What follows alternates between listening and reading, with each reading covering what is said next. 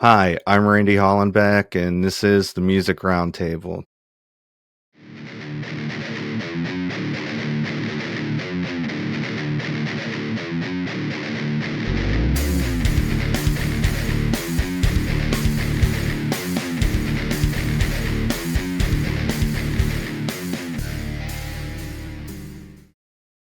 Today on the show, we have pop R&B artist Aria Radae. Hi, everybody.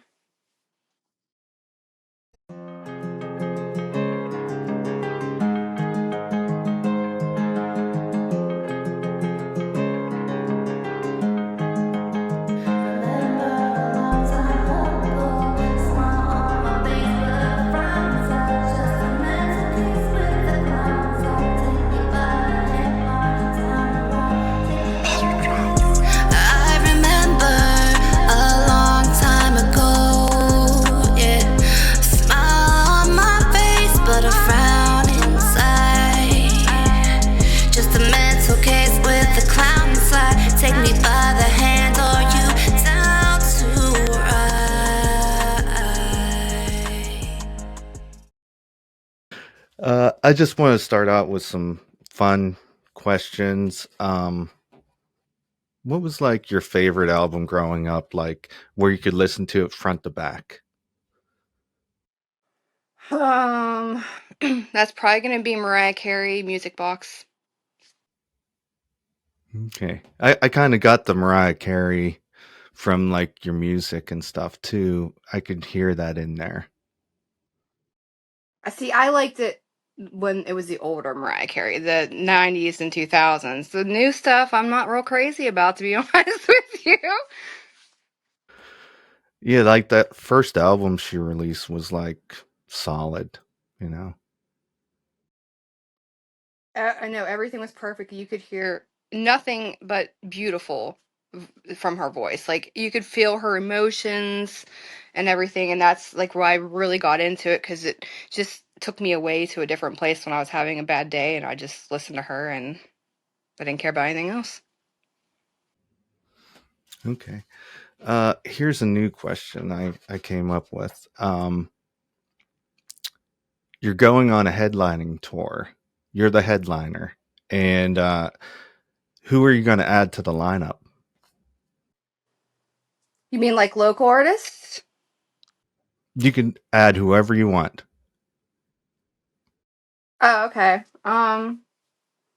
Alicia Keys. Demi Lovato is like my favorite singer. Um, I'd have to say my boyfriend. He used to be Kid Credit. He's now Elijah.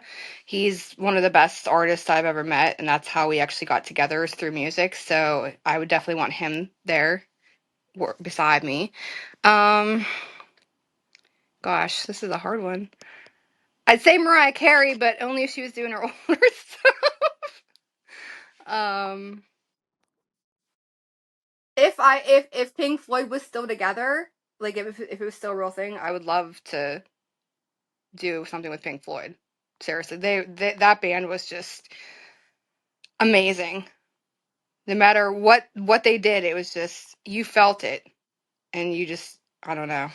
I've always wanted to meet. I always wanted to go to a concert to Pink Floyd, but obviously can't do that now. But I wish I could have because they were like one of my favorite bands. My father was really into them, and he got me into music along with my grandma too. So Okay. Um, what sparked your interest to pursue music? well, I was just kind of dabbling in it, having fun with it. I went to a couple studios, put some stuff down, and I sent my demo to Nightfall Records. That was the first label I've ever did that to, and I didn't hear back from them. In fact, for 3 months, so I didn't think anything of it. I'm like, I'll just keep doing me, having fun. And then the manager got a hold of me 3 months later and said he was really interested in my sound. I didn't sound like anybody else, and wanted me to meet with him. So I met with him for a couple times, and then I signed the papers, and I was with Nightfall Records for 5 years. And I learned some really good things from that. And I also learned that it's kind of better to be independent right now until I find a label that's actually going to back me completely and actually promote me and do the things that you're supposed to do as a label. So, but I mean, I did put out a lot of music through Nightfall. So I'm really grateful for that. I met a lot of great artists, a lot of great people. So I'm grateful for my experiences. I did a lot of good music videos with them. And I wouldn't trade it for anything in the world. Like I got to experience that, and that's what matters to me. And right now, I'm just kind of focused on me trying to get my music out when I see fit, and promoting myself as I did the 5 years I was with the label, anyways. So So you learned a lot along the way. yes. Okay. Who are some of your musical influences? You said Mariah Carey earlier. Alicia Keys, Demi Lovato. Um, what really sparked my interest in music was my grandmother. She was a jazzy blues singer. She almost made it to Hollywood. She was about to make it to Hollywood. Like she was about to be big, and my grandfather said, "Will you marry me? You'll never have to work a day in your life if you marry me." And she chose that instead. But she taught me opera and she taught me jazz and blues and stuff. And I loved singing. I loved hearing the tone of my voice and learning the different aneurysms. And I started writing poetry, and then from there, I just started writing music. But I would say my grandma, my father, he was a guitar player, a piano player. He couldn't sing a tune to save his life, but he was so into music that it made me want to be into music. So as soon as I became able to do chorus and all that stuff, like I did that, and I went to the highest choruses and did show choir all the time, madrigals. Like it was great. I loved it. I loved doing solos too. Like that was one of my favorite things to do, because seeing the people smile and feel something when you're singing, it just like it makes your whole world light up. And then I'm going to say most of the 90s and 2000 female artists are someone that I definitely want to portray. Like I that's my favorite music. That's what I'm trying to actually bring back into music right now, because the R&B now is a little bit different, well, a lot different, and I'm trying to bring back the 90s and 2000s. That's how I've always wanted to be. Like SWV was one of my favorite singers too, like Aaliyah. So all those women that did it in the 90s and 2000s, like that's what I want to be like. And you're going to like go for kind of like that sound. Yeah, kind of. I mean, I'm kind of doing my own thing, but I mean, I don't what I like about my music is I don't have to sound like everybody else. Like most of these pop singers nowadays, they all sound the same. And it's sad because when you have the talent, you don't need, like, especially like autotune. Like I had this interview a week ago when we talked about autotune. Like I don't mind autotune to an extent. It helps bring your voice to the key that you need to be in if you don't have it already. But like some of these artists, they use autotune like they don't even have a real voice. It seems like it sounds like robotic, and it's just like, come on. If you have the talent, let it shine. Like don't hide it through autotune. So I'm definitely a firm believer in I hate autotune. When I record, I do not record with autotune. I let them snap it into key because I hate it makes you sound funny when you're on autotune. I hate it. I absolutely hate it. Yeah, like there's too much of it now. And, you know, you should kind of be like authentic and hear your voice. If you got the skills, you should showcase them.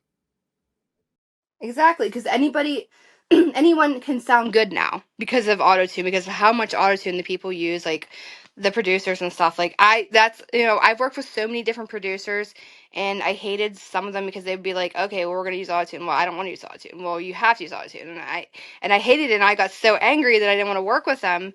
And who my boyfriend, he does my music for me. Like he engineers me right now, which is free, which is great for me. But he knows how to put my voice right into key onto where it needs to be, and like it doesn't even sound like I have autotune on. That's how I like it, because it's my voice, it's my vocals, it's not just something behind me trying to make my voice better. Yeah, you don't have to fake it or anything. You could be unique and stand out. Exactly. Let's see. Okay, we're gonna dig into some songs.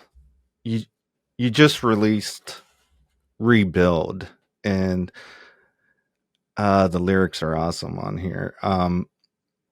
I pulled some off. I'm trying to find my purpose. I'm trying to find my voice. I'm trying to make a difference. Trying to make some noise. I love that whole thing. Like it's kind of like you're searching for something, but you want to be rebellious and stand out. Exactly. Now, can you tell me a little bit about that song and how it came together? Well, one night, me and my boyfriend Elijah, we were listening to different beats, and we found this beat, and we just started messing with it. And he helps me write some of my stuff too. I mean, I do write most of it, but he does help me. He's better with words than I am for some reason. Like, I used to be, like, when I first started the music thing, like, my words were perfect. Like, Patiently Waiting was one of my best songs, and I wrote that all by myself. No one helped me. No one. I didn't even, like, go onto Rhyme Brain or anything. Like, I just wrote it. It came to my heart. It just. But with this one, he particularly helped me, and we kind of just messed around with it, and it came to be. Like, it just, when we work together, we make hits consistently. Like, how long did it take you like to put that together? Was it like fast? I think it was a couple takes this one, and then he would just snap my vocals need to go, and do his magic, and it was done. I made cover art and ended up putting it out. I think it was like 2 weeks later after I made it. That was quick. Yeah, sometimes they're like one takes, and they're awesome, and sometimes it takes 5 or 10 takes. Like, it just, because I'm a perfectionist and I have OCD really bad. So if it's not perfect, I'm not going to let it let it out. Like, when you record it, do you like take a couple of days off and then listen back to it to see if it needs any changes before you move forward, or do you know when it's finished? Well, sometimes I'll listen to it in the car. That way I can hear it on a loudspeaker, and I'll see things that I need to fix, and I'll go and I'll fix them. But this one particularly didn't really need a lot of work. Like, it really just came together really, really beautifully.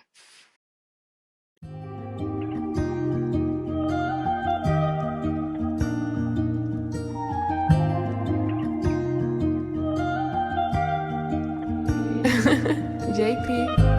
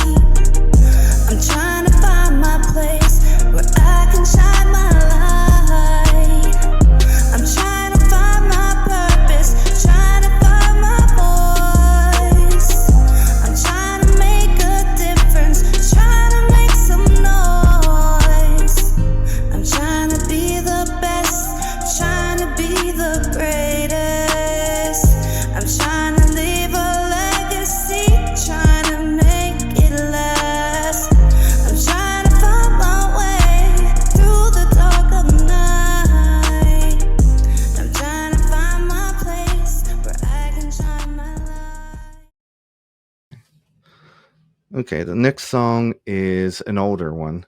It's Our Mind, and it has Kid Credit in it again.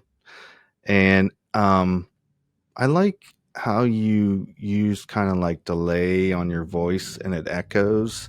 Were you like experimenting in the studio with that, or how did that come about?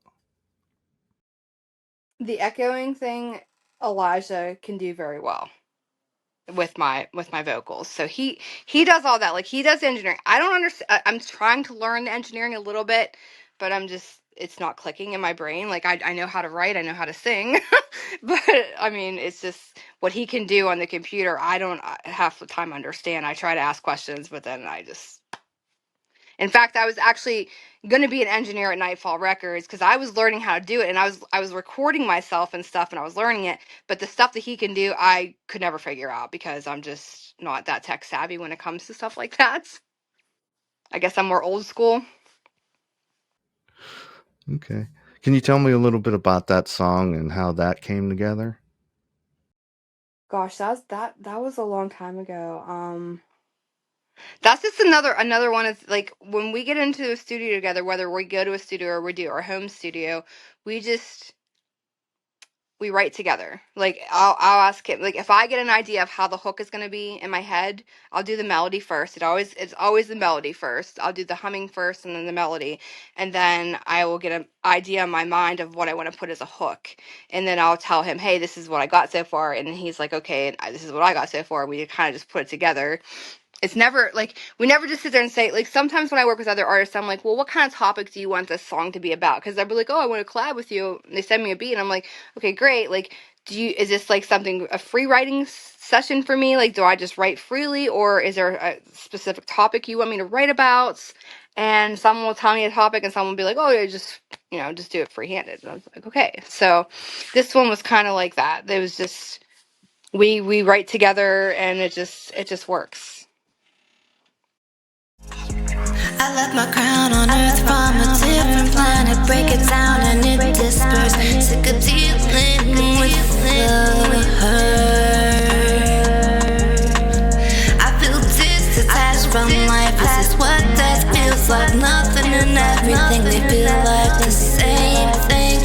Dealing with the heartbreak, doing what my heart says. Drowning problems with the bottles. Why the idolizing people that are just like that, just like that, just like that. I done seen a lot, I tend to dream, but I'm okay. Thoughts got me on a tightrope, looking up to myself, I'm my own idol. These people fake, they talking fables for survival. I got problems that they can't say. They told me what I cannot be. There's a whole arena of people that told me stop. There's a whole scene in the city, I'ma be on top. They try to get inside my head, they didn't know my scar was locked. Okay. And about collaborations and stuff, how do you figure out who you want to collaborate with? This is usually what happens. People will hit me up and be like, "Oh, I'd love to collab," or "I'd love to collab," and then I'll say, "Well, send me something you've done," and I've worked with a lot of African artists and like over that area is like far away. People will hit me up. Like I did one with someone who was in Tokyo, and I've done. Let's see, where was Murano from? I can't remember. I want to say starts with an A. I can't think of what it's called, but it's very far away. And I did a song with him, and it worked out. It was definitely. I wrote it about COVID, whenever COVID was, so that turned out good. But like generally will check out the music that people have done before I decide. But usually I'll just do a collab because I've learned through this business that I want to be the type of person to help an artist and not just, say, hey, you need, sometimes I'll charge for a collab because I should be charging. I've been doing this for 5 years. I have very established songs, and I feel like I'm a very established artist that should be charging for it. But sometimes people will be like, well, I live in a poor place. Like so I'll be nice and I'll do a collab with them. And sometimes people will be really horrible, and then then Elijah will say, Rach, you're too good for this. You need to pick artists that are on your level. And sometimes I agree with them, and sometimes, like I said, I just want to help another artist. And if helping them by doing a collab with them will help them grow as an artist, then that's what I want to do. Okay. About your writing style, do you usually have stuff wrote down in a notebook, lyrics, or do you start out with like the music? I use my phone. I use the notes on my phone. I used to write on pen and paper, and sometimes I still do, but normally it's so much easier because when you're listening to a beat and you have your notes pulled up, you can just type. Like as far as like, you lay down like a beat, do you like hum over it to figure out the melody and then you put the words in after that? Yes. Yeah, yeah, that's what I was saying before. What I usually do is I'll listen to a beat a couple times and I'll start doing the humming thing, and then I'll get the melody going in my brain, and then I'll start kind of messing around with lyrics. I'll start writing, and then if I don't like it, I'll erase it and, change it. But for the most part, when I write a hook, it's pretty spot on. Like I'll feel what I'm feeling, and it'll just come together like that. Okay. Do you ever like let some of your friends hear the song before you release it to get an idea of? Yes. Yes. Hmm. And how do those conversations go? Normally, people are like, "This is awesome. You need to," or they'll say, "Hey, this needs tweaked a little bit," and I'll fix it. What's your plans for this year? My plans for this year is to definitely put out more music, get a few music videos under my belt because I haven't done a music video in a couple years. It's just due to finances, really. I have 3 kids. I'm a mom, and that comes first. Family comes first, and bills and rent and all that shit you have to pay for as an adult. But once I have the extra money, then I put it down for my music. Then I'll say, okay, this is what I'm gonna put down for a music video, and I'll find a videographer and I'll work with them. And that's definitely what I'm trying to do, is do a few music videos this year. And I would like to do another album showcasing me as an independent artist. Um, I love to perform, and when I got to perform at the Forge for the hip hop nights, I really got a lot of feedback. People really enjoyed my show and stuff, so I'm looking forward to working with them again. With what is her name? I can't. Robin. Robin, thank you. Yes. I would love to work with Robin again. And I told her that, and she said, "Oh, I'm really excited for that because she's seen that I do know how to perform. I do know how to bring the crowd in." And I also worked with Mark the Bull. I'm not sure if you're familiar with him, but I did a show, a ladies' night show with a bunch of females, and it was really cool. I definitely want to do a lot more shows, and I would like to branch out and work in different areas too, besides just Pittsburgh, because I want the whole world to hear me, because that's what I have to offer the world, is my voice. And do you have any shows coming up anytime soon? I do. May 17th, I'm doing the hip hop nights with Robin. I think it's the second one. That's the 17th, and I'm sure I'll have more shows coming after that. I have a lot of people hit me up, so but I definitely told Robin as soon as she found one that I was interested. So I'm definitely doing that May 17th for sure. And as far as new music, you're going to release something probably this summer? Oh, I usually try to release a song every 2 to 3 weeks. That way it gives me time to get my streams in that I need to get in, because you want to get paid. When you're an artist, you want to get paid for your music, but it's very hard. It's a fickle bitch around here, let me tell you. But yeah, I try to drop every 2 to 3 weeks, and I definitely am going to work on another song here probably this weekend. I was ill last weekend. I just had to do a collab with this other artist, and I have another collab I'm supposed to do. Let me finish those up, and then I'll start working on music for myself again. Okay. Let's see. Okay, where can we get a hold of you? Facebook, Instagram? I am on Instagram as Aria Radae, AriaRadae. I am on TikTok as Aria Radae. Facebook is Aria Radae Music. Snapchat's Aria Radae. What else is there? YouTube. YouTube, Aria Radae. Yep, it's all Aria Radae. Okay. That's all the questions I have. Thanks for coming on the show today. Is there anything else you'd like to add? thank you for having me, and I hope that you guys listen to my music and really feel it, because that's all I really want is for you guys to feel it. I was born in the bottom, where the struggle's so real. My mama worked hard, trying to provide a meal. I had to grow up fast, learn how to survive.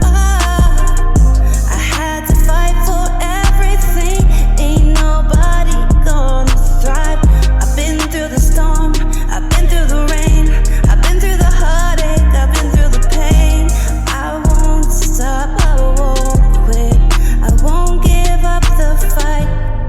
Tryna make $1 million off this phone. I'm tryna get my family in a better spot. The devil's everywhere, but I'm only scared of God. Take away this life and tell me what I got.